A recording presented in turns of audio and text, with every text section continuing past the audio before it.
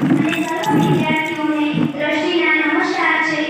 આજના વક્તૃત્વ સ્પર્ધા અંતર્ગત તમાકુ નિષેધ વિશે હું તમને મારા વિચારો કહેવા માંગુ છું.